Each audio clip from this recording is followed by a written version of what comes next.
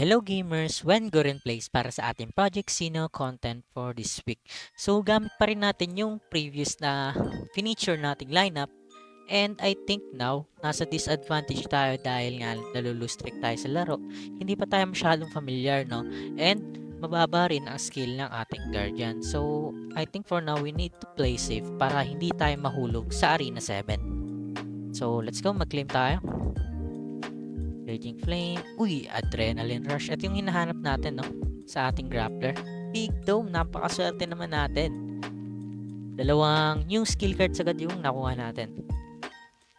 So probably, in the near future, magamit na natin yung mga skills na yan. Lalo na yung Big Dome. So, let's go. Try muna tayo, no? Upgrade tayo ng skill. Ayun. Kasi masyadong nalulugi yung psychic natin, and hindi naman ganun kabigat or kataas ang ating guardian. So nasa disadvantage tayo, no? And level 5 lang yung ating wall, and minsan nakakalaban pa tayo ng anti sa ating lineup. Go, maglaro na tayo. Napakahirap umangat ngayon, no? Hindi talaga natin na matinong lineup dahil papalevelin natin. Siguro ibabalik natin siya sa dati kung ano yung nakapagpataas sa atin. Pero for now, napaka bago din ng ating mga nakakalaban gaya na nito. Hindi siya bago actually, pero ang hirap niya i-counter, lalo na kapag nasa labas yung psychic natin. Siguro need natin mag-ninja, no? Palevel ang mga ninja natin. So, Cheerdal. Ayun, masyado mababa yung damage ng ating Tron and yung health ng ating Psychic.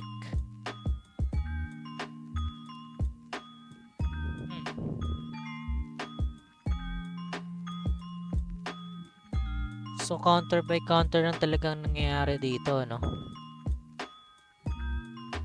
Kita nyo naman yung difference ng buhay sa ating Guardian at saka sa Guardian niya. 1,862 lamang ang sa atin. Napakahirap patay niyan, no? Poison Bomb. I see. Energy gain. Ang ganda naman ng kanyang bunot.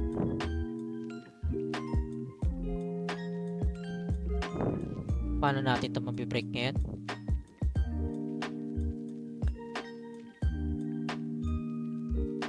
So kung nagtataka kayo sa ating quality ng video, no? Kasi sa phone lang tayo naglaro. Nagkaroon ng issue ngayon ang Project Sino where nagkaroon ng update, and sa emulator hindi na siya nagwo-work. I think aware na rin ng mga devs regarding that, and they trying to fix, and they ginagawa din nila, no, kung ano yung makakaya nila. Pero for now, even sa phone talagang naghahang din siya. Napakahirap maglaro. And minsan kapag mananalo na, patayin man natin ng front na. Minsan kapag mananalo na, talagang nagka-crash at hindi rin tayo nabibigyan ng trophies, which is nasasayang lang.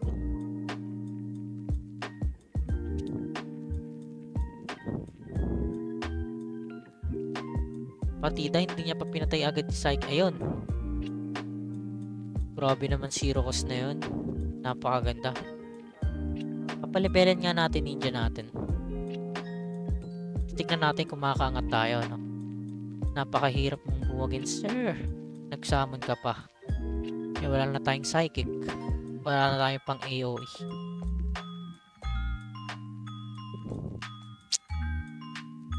Good move ba to? Hindi ko na rin alam. Hindi na talaga ako comfortable sa lineup natin.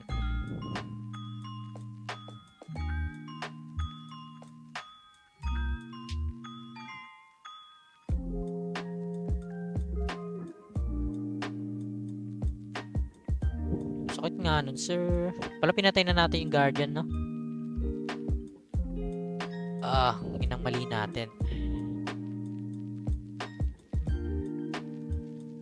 Ayun, nagsayang pa tayo. Sana bigay na lang natin to. Para di tayo susurrender, no?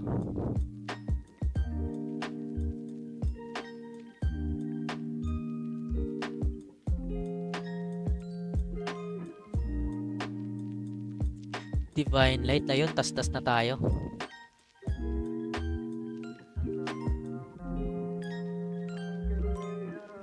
Ang hirap.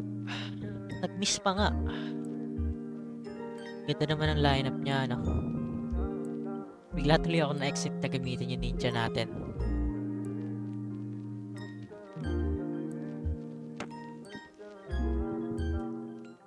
Bigay na natin to. Lugi na tayo dito. Grabe, hindi man lang ako nakapatay ng isa doon. Pabawi tayo.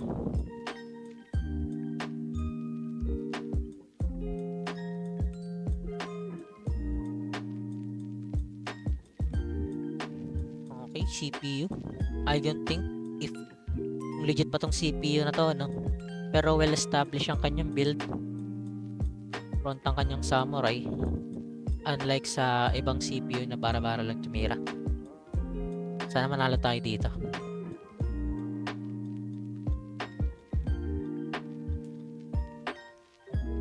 Energy gain na tayo. Bawasan na natin yung likod niya.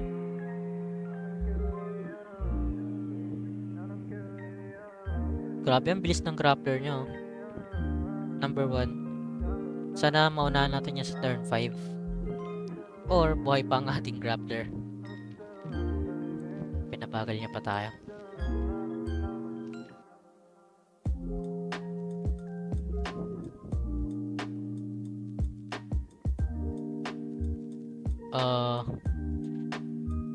Stock na natin tong Tron para pataas na ng pataas yung kanyang damage. Grabe, ang sakit talaga ng Nightmare. Para siyang ultimate, no?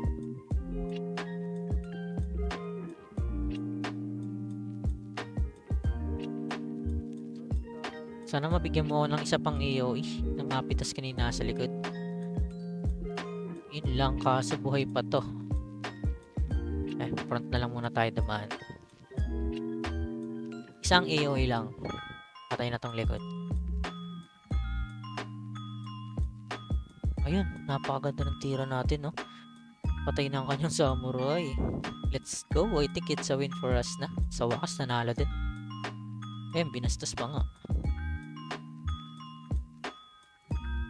Medyo masakit, no? Mag-tiger pang siya. Yan, anti-crit muna tayo. Yung shock pulse, guys, anti-critical yan.